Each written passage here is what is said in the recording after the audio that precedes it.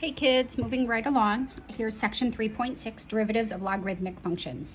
Let's just first remind ourselves what a log is. Log base b of something, a, equals p means, well, logs are just an alternate way of looking at exponential expressions. So we can rewrite all logs in terms of all log equations in terms of an equivalent exponential equation. So the equivalent exponential equation here is, well, the base of the log becomes the base of the exponential equation.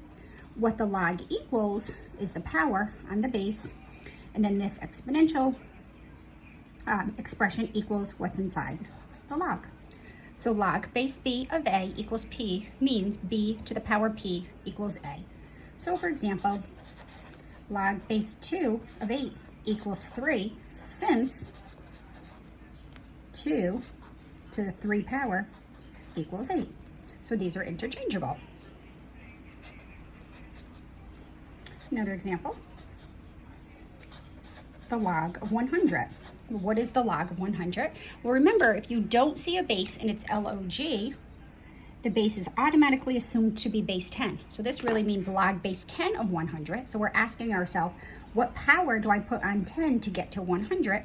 And the answer is 2, since the base 10 to the power 2 is equal to 100. So just a friendly reminder, log of anything equals log base 10. So if you see log with no base, it's referring to log base 10. It's just understood. Also, be careful of the natural log.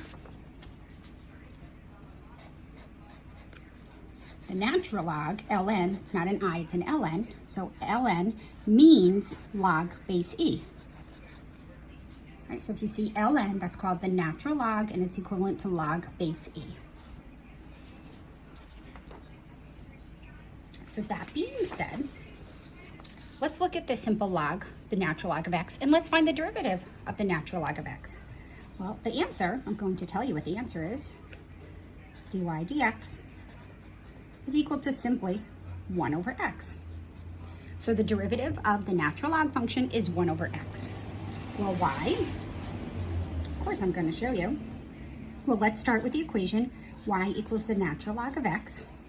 What I'm going to do is rewrite this in its equivalent exponential form. The base here that we don't see is e. So this is equivalent to e to the y equals what's inside. So y equals the natural log of x is equivalent to the equation e to the y equals x. Now we can use implicit differentiation to find the derivative of both sides here. We're looking for dy dx, so anytime we take the derivative of a y term, we'll tag on dy dx. So the derivative of e to the y is e to the y, dy dx, equals the derivative of x is just 1, and it's not the numerator variable, so we're not going to tag on a differential. Now let's solve for dy dx. We'll divide both sides by e to the y. So dy dx is 1 over e to the y. We'll look right here. E to the y is just equal to x. So we started with an explicit function. We rewrote it, found the derivative, but if we start with an explicit function, our derivative should also be written explicitly. So dy dx is equal to 1 over, well, e to the y is equal to x. So there you go. All right, pretty cool. So what do you need to remember? Again, one of the simplest derivatives, but students make the most mistakes because they totally just forget how simple it is. So if you have y equals the natural log of x, the derivative is 1 over x. Now remember the chain rule, product rule, quotient rule, those things always apply. The chain rule for the natural log of something, well, the derivative would be 1 over that something times the derivative of what's inside. So yes, you should remember these.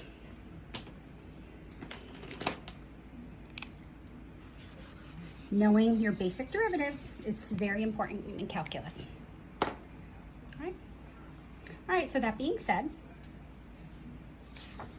let's do a couple of examples. Let's find dy dx for y equals the natural log of the sine of x. Now notice this is not a product.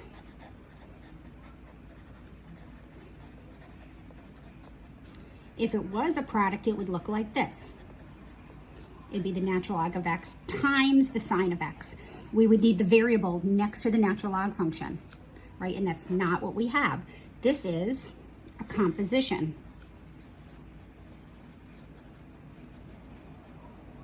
The sine is inside the natural log. So we're looking for the derivative of the natural log of the sine of x. So what's inside is the sine of x. So the derivative of the natural log of the sine of x is 1 over whatever's inside times the derivative of what's inside. The derivative of the sine is the cosine. So this is the inside.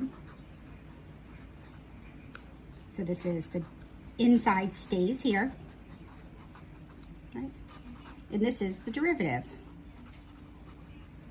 of the inside. The derivative of the inside. Okay. So 1 over the sine of x times the cosine can be simplified to the cosine of x over the sine of x. But the cosine over the sine is just the cotangent of x. So therefore, for y equals the natural log of the sine of x, the derivative is equal to the cotangent of x. Aren't derivatives rules fun? All right, well, that's the natural log of x.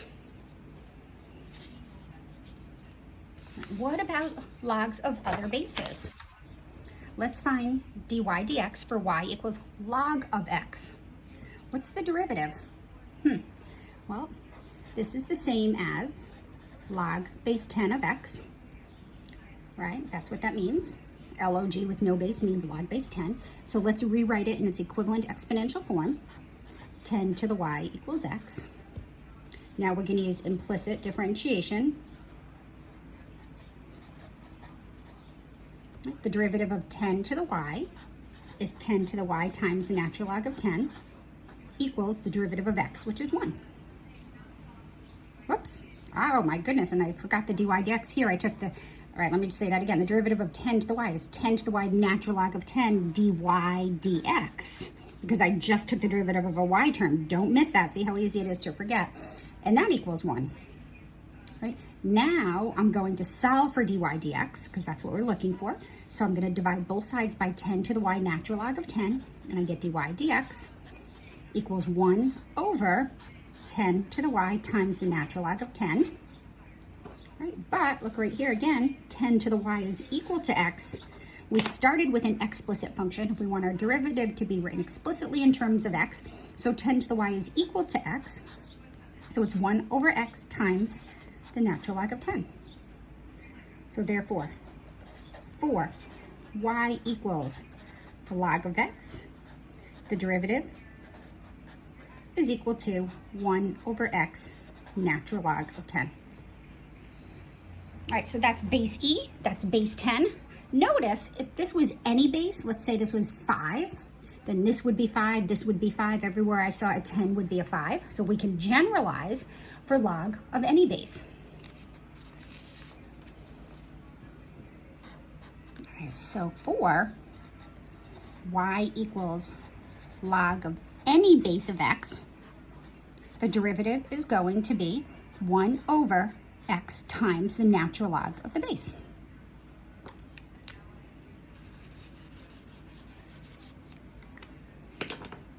So for example, y equals log base 14 of x. The derivative is 1 over x natural log of 14 times the natural log. Now this is just a constant. We tend to put the constant after the x because we don't want to make the mistake of having the x inside of the log. So it's x times that constant natural log of 14. You could write it like this, but then I would highly suggest you put the natural log of 14 in parentheses because we don't want that x absorbed inside of that log. So if I had something like this, y equals log base 5 of x squared plus 3x, then using the chain rule, it would be 1 over what's inside times the natural log of the base times the derivative of what's inside, 2x plus 3. Now again, we're multiplying by a sum, so I want to include the parentheses. And then we could put that on top to clean it up a little bit. So in general, we have y equals log base a of x. Y prime is 1 over x times the natural log of the base. If I have y equals the log base a of something other than x, then the derivative is 1 over that something times the natural log of the base times the derivative of that something. All right, the only way you get good at this is lots of practice.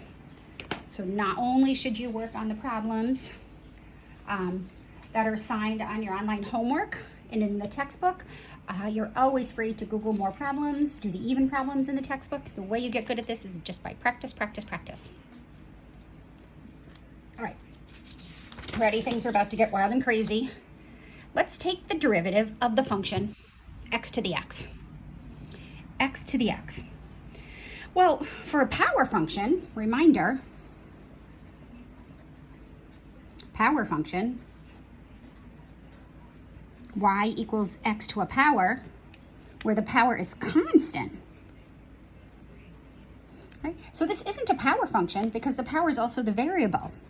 If it was a power function, we'd bring the power out front and then drop the power by 1. Not a power function. X to the x is not a power function.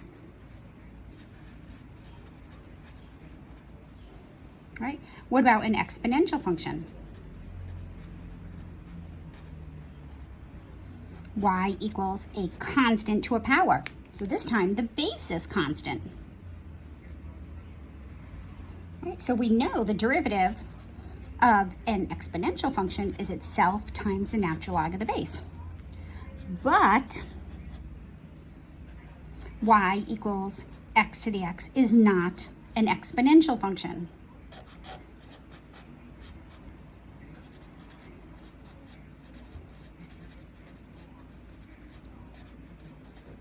Right? Because the base is not constant. The power is not constant and the base is not constant. So this is neither a power function or an exponential function. So how can we find dy dx for y equals x to the x? Well, the process is very cool. It's called logarithmic differentiation.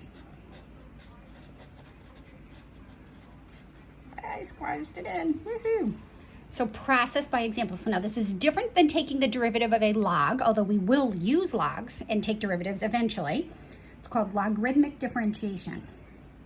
So let me explain. So we have y equals x to the x. Now the only tool in math that allows us to get something out of the exponent spot is logs. So what we're going to do is we're going to log both sides. If y equals x to the x, then the natural log of y must equal the natural log of x to the x power, right? I just logged both sides. Log is an operation. The whole point of doing that is now we can bring this power out front. So we are working with, if this means this, then we could just do natural log of y equals, we can bring this power out front because that's a power rule of logarithms, x times the natural log of x. So if y equals x to the x, then the natural log of y equals x times the natural log of x. Right, well, why am I doing this? Well, now I'm going to use implicit differentiation. Very useful tool, as you're seeing. I'm going to take the derivative. I'm going to find dy dx here. Remember, if I take the derivative of a y, I throw on dy dx. So the derivative of the natural log of y is 1 over y. We just took the derivative of a y term, so I tag on dy dx. And then the derivative of x times the natural log of x, we have to use the product rule here. Anytime you have a product, you have to use a product rule. So the derivative of the first is 1 times the second plus the first times the derivative of the second. Derivative of the first, plain old second, plus plain old first derivative of the second. And so I'm going to clean this up a little bit. 1 over y dy dx is equal to 1 times the natural log of x. It's just the natural log of x. x times 1 over x is just 1. Pretty cool, huh? Now remember, we got to finish up. We're solving for dy dx, so dy dx, just multiply both sides by y, right? And I get y times the natural log of x plus 1. But remember, we've talked about this already. We started with an explicit function. Y was written explicitly in terms of x, so our answer should be written explicitly in terms of x. But we know what y equals. Y is equal to x to the x. So let's put x to the x right back here. And we get dy dx is equal to x to the x times the natural log of x plus 1. So the derivative of x to the x is x to the x times the natural log of x plus 1. Come on, you have to admit that is pretty cool. So let's try one more of those, okay? All right, let's look at y equals the sine of x to the power cosine of x. Not an exponential function, it's not a trig function, it's not a power function, it's sort of a combination of all these things. So what we do when we have these wacky functions and we have powers, we can rewrite this by logging both sides. We're going to take the natural log of the left, and that equals the natural log of the right. Now, the whole point of doing this is logs. Well, you could use log of any base. You could have used log, you could use log base 7. It doesn't matter. The nice thing about using ln is that we don't have that little extra term, the natural log of the base in the denominator. We do, but the natural log of the base e is just 1. So we log both sides. And then we use properties of logs to bring the cosine out front. The natural log of the sine of x to the cosine power, we can bring the power out front, is just the cosine of x times the sine of x. Natural log, whoops, end of the notes, I'm getting tired. Natural log of the sine of x, don't lose that. So I'm just bringing that out front. Okay, now we're going to use implicit differentiation.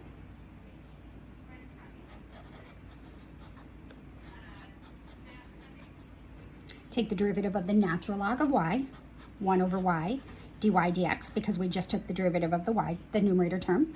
Now we're going to use the product rule here. Let's be really careful. The derivative of the first, the cosine, is the negative sine of x times the second plus the plain old first times the derivative of the second. Well, the derivative of the natural log of the sine, well, we already did this. It's 1 over the sine times the cosine.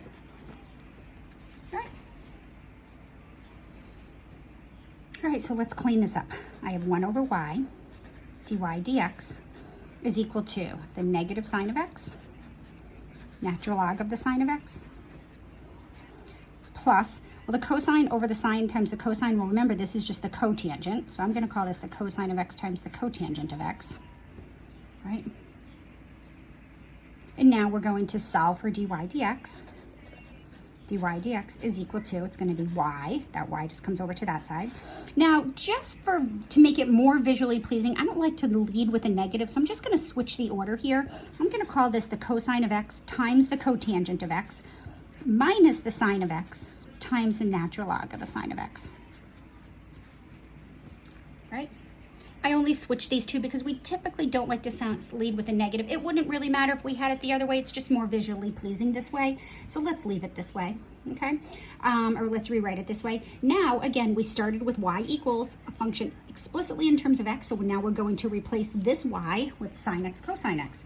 So therefore, my final answer, dy dx, is equal to y was the function, the sine of x, to the power cosine of x, all times the cosine of x, cotangent of x, minus the sine of x, times the natural log of the sine of x. Woo! That was a lot of work. All right, guys, have fun with this. It's one of my favorite sections, so I hope you enjoyed as much as I do. See ya.